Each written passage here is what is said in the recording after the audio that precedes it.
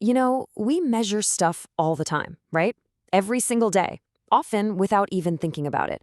But have you ever really stopped to wonder about the rules, the tools, and all the weird quirks behind it? Well, in this explainer, we're going to break down exactly how we quantify the world around us and why it's never quite as simple as it looks.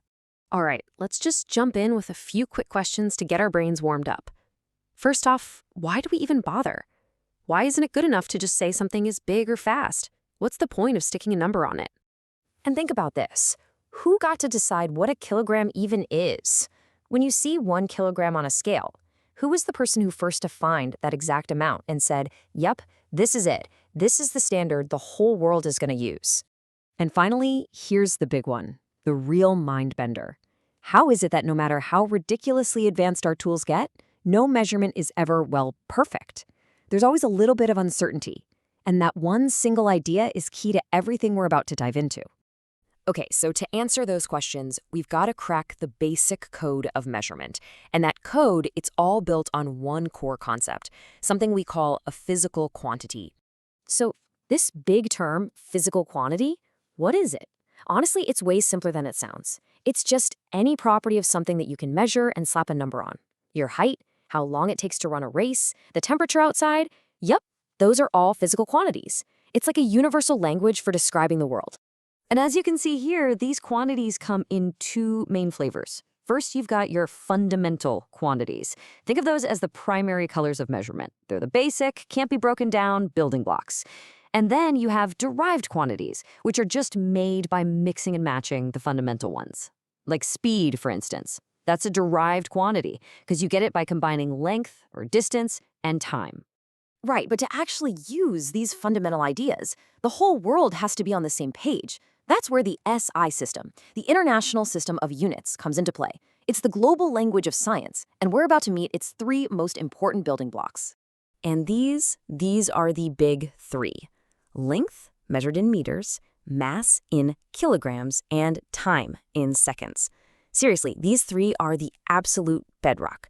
Pretty much every other unit you can think of in physics, from speed to force to energy, it's all just some clever combination of these 3 core ideas.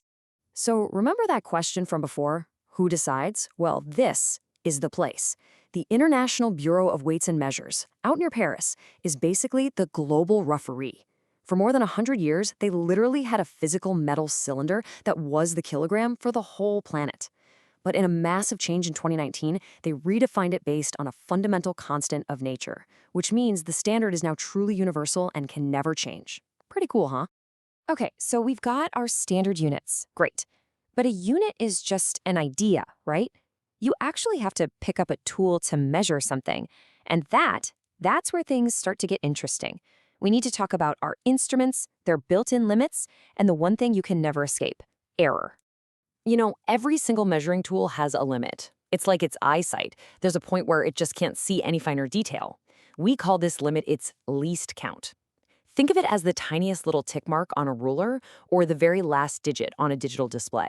It literally defines how sharp the instrument's vision is. This is a perfect way to see it. Your standard classroom ruler, it can probably measure down to a millimeter or 0.1 centimeters. That's its least count. But a super precise tool, like a screw gauge, can measure things way, way smaller, down to 1,000th of a centimeter. It has a much lower or smaller least count. And this is the key right here. The smaller that least count, the more precise your measurement is going to be. It's all about getting more detail, more decimal places. It's just how fine of a reading your tool can give you. But here's the thing, even the world's most precise tool isn't perfect. And that brings us back to our big question, why is no measurement ever perfectly exact? The answer, in a word, is error.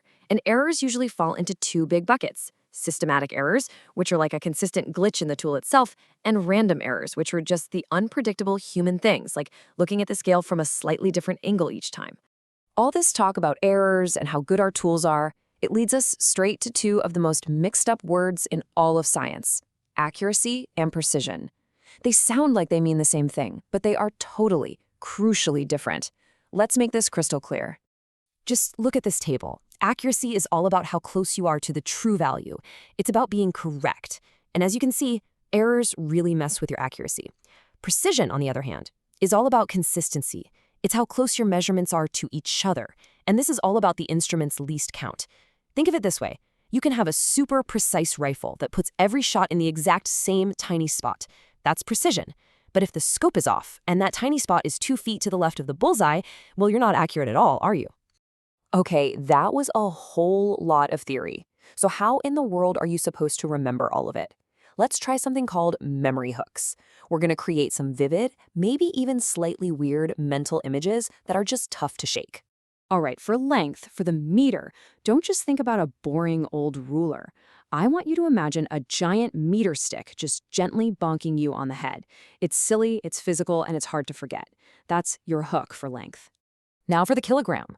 Picture yourself trying to lift a ridiculously heavy dumbbell. Really feel that strain in your muscles, that effort, that physical feeling. That's your brain's hook for mass. And for the second, forget about a watch. Picture one of those dramatic ticking bomb countdowns you see in the movies. Tick-tock, tick-tock, tick-tock. That sense of urgency makes the idea of a single second way more memorable. What about least count? Think about a really powerful camera lens. The more you can zoom in and see the tiniest little details on something, the smaller your least count is. More zoom equals more precision. And finally, error. The perfect image here is an archer's target. Even a pro archer doesn't hit the dead center bullseye every single time. That natural spread of arrows around the center, that's a perfect visual for measurement error. So we've gone through physical quantities, the core units, the tools, even some brain hacks to remember it all. But if you walk away with just one single idea from all of this, let it be this next one. All measurements depend on standard units and precision, and no measurement is perfectly exact. That's it. That's the core philosophy. See, measurement isn't about finding some perfect, absolute truth. It's a process of comparing the unknown against something we've all agreed on. A process that's always, always limited by our tools and by us. It's this constant search for certainty in a world where perfect exactness is always going to be just out of our reach.